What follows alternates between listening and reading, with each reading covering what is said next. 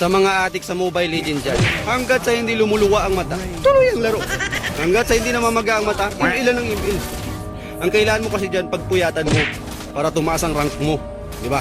Laruan mo ng Mobile Legends mga 1 week, walang tulog-tulog, panigurado, mythic ka na rin. Tapos anime ka na rin. Yung dugo mo, kalimitan puti na. Pati yung mata mo, magiging puti na rin yan. Pagkagising sa umaga, email agad. Pagkasapit ng tanghali, email. Pagka break time mo sa trabaho, email.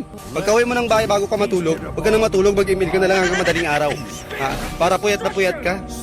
Para maga na maga yung mata mo talaga. At least, hindi man tumaas yung rank mo, tumaas naman yung ano mo, yung eye bag mo. Dapat kasi niyan, nakapokus ka lang sa Mobile Legends. Kahit na may trabaho ka, mag-Mobile Legends ka pa rin. Para tanggalin ka na sa trabaho mo. Ha? Yung iba nga kapag naglaro ng Mobile Legends, talagang may kasamang puso eh. Kahit na inaaway na ng asawa, tuloy pa rin ang laro. Anong asawa-asawa? Mobile Legends to, asawa ka lang. Oh, marami akong kilalang ganyan. Mobile lang ng mobile hanggang madaling araw. Tuloy-tuloy ang laro. Bahala na magluwa ang mata, ang importante nakamitik na. Ang problema lang, 2 taon na nagmo-Mobile Legends, yung rank niya Grandmaster pa rin. Para tumaas ang rank mo dyan, makapag-mythic ka agad, porsigido ka dapat. Kahit na may inuutos sa'yo, huwag mo sundin, mag-Mobile Legends ka na lang. Mag-Mobile Legends, kahit na pinapasahin ka, wag.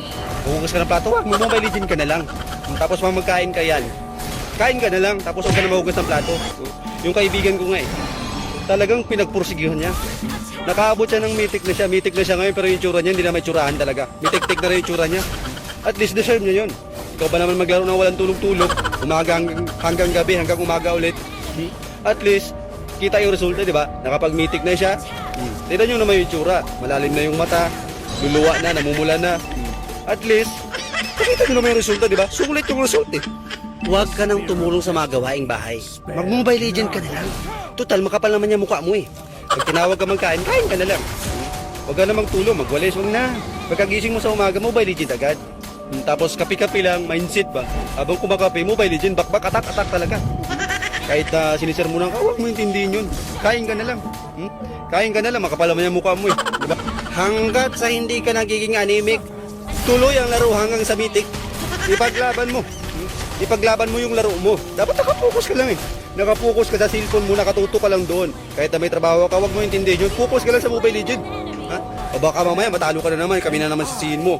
Baka isipin mo naman, nangingialam ako, wag. Request lang sa akin to. Nag-Mobile Legend rin ako pero naka-mindset ako ba?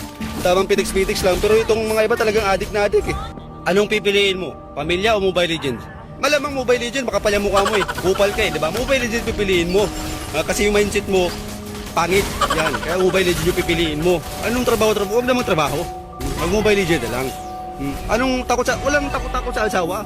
Pag sinita ng asawa, bakbakan mo laro. Stress reliever ba? Yan yung mindset ng mga trupa ko eh. Stress reliever daw eh. Sa mga focus, ako nga pala si Mr. Focus, nagbabalik para sa inyong mga request. At itong content na Mobile Legends at ay request lang sa akin to mga kaibigan, mga ka-focus. Huwag kayong magagalit dito. Bawal ang mapikon dito. So kung tatamaan kayo, pasensyahan tayo dahil ako nagmo-Mobile Legends rin naman ako. Pero kinukontrol-control ko lang. Hindi na rin yung inaabot talaga na madaling araw para mga immortal talaga yun. Ha?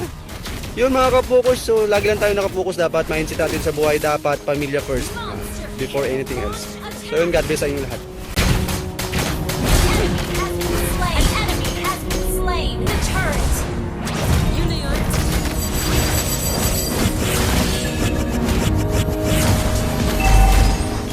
I'll face the reckoning when it comes. Your team destroyed a turret. Victory!